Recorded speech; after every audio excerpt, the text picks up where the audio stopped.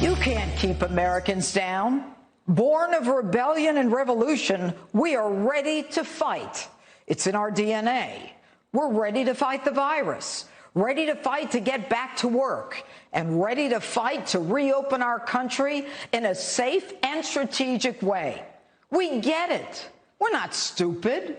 We know to wash our hands, wear a mask, and keep our distance. We know to look for signs of the virus. We look to protect the vulnerable. We appreciate the numbers need to be contained as we go through the 3 phases of reopening. We know the virus can come back, and we will be ever vigilant to make sure a complete reopening is dependent upon the data. Now, we've been sheltered in place for weeks, and we are not children. We are capable of using our God-given common sense to protect ourselves and others. But there has to be a balance between physical safety and economic survival. More and more people becoming unemployed, 22 million so far. People watch their savings, their livelihood, and their dreams disappear. For some, there will simply be no business to rebuild. For others, there will be no coming back from the depths of depression, alcohol, or drug abuse. Canceled elective surgeries, prolonged enormous physical pain, suffering, and further stress and depression.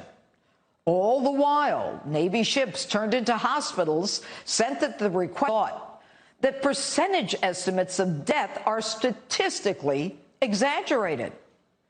Enough. Inflated numbers. Enough of the lockdown.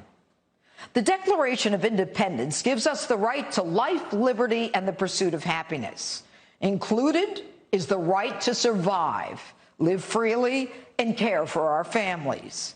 It does not give governors the right to impose nanny states, reduce liberties, and enlarge government power.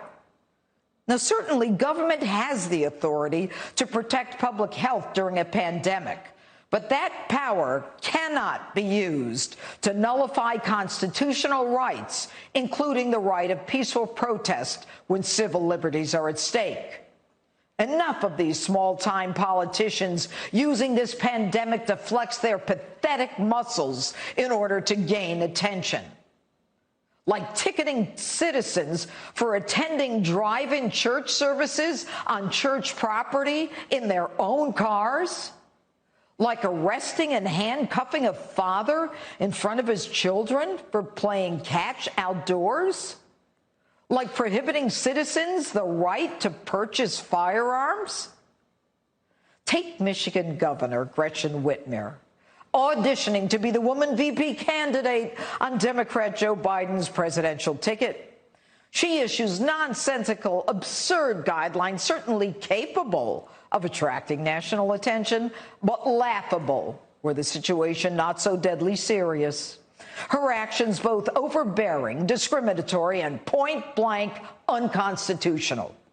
Now, Governor Gretchen says it's okay in her fiefdom, Michigan, to buy alcohol and lottery tickets. She keeps abortion clinics open to get an abortion, but don't you dare even think about going to church. And she must be toking as she decrees from on high that you can buy weed, but you can't buy grass seed or vegetable seed, that you're to stay in your home, but don't you dare think about buying paint to fix it up. Gretchen ruled home improvement stores could stay open. Bill of Rights and his interference with religious freedoms, he said, quote, he wasn't thinking about the Bill of Rights and says it's above his pay grade. Above your pay grade? You forgot the Constitution? Did you forget you took an oath to uphold it? No more. Americans won't accept their rights being trampled on. No more of this one-size-fits-all mentality. 22 million jobs lost so far, and now Washington has run out of money to pay for the small business loan program. Layoffs are the predictable outcome from that one. Americans sheltered in their homes who've been patiently watching this unfold have seen the data, and the facts change from day to day. And density and hotspots are to be treated differently. But what about the rest of us? We want to go back to work, feed our families. And as the governors sit there and pontificate, we are the ones experiencing the reality that for every percentage drop in employment, there are 5,000 to 10,000 deaths occurring. Depression, suicide, domestic violence, child abuse, resurgence of alcoholism, drug addiction, loss of hope. Battered women locked at home with their abusers. Abused children not being identified or protected because China is the one that's out of control. We're not going to let you destroy this country or our way of life. We've worked too hard and we fought too long to lose it to a Wuhan. That's what I said, a Wuhan virus that China knew about, openly lied about, said it couldn't be transmitted from human to human, and intentionally protected Chinese citizens from the virus, but allowed that virus to be released, putting the rest of the world at risk. You want to control people? You politicians want to flex your muscles?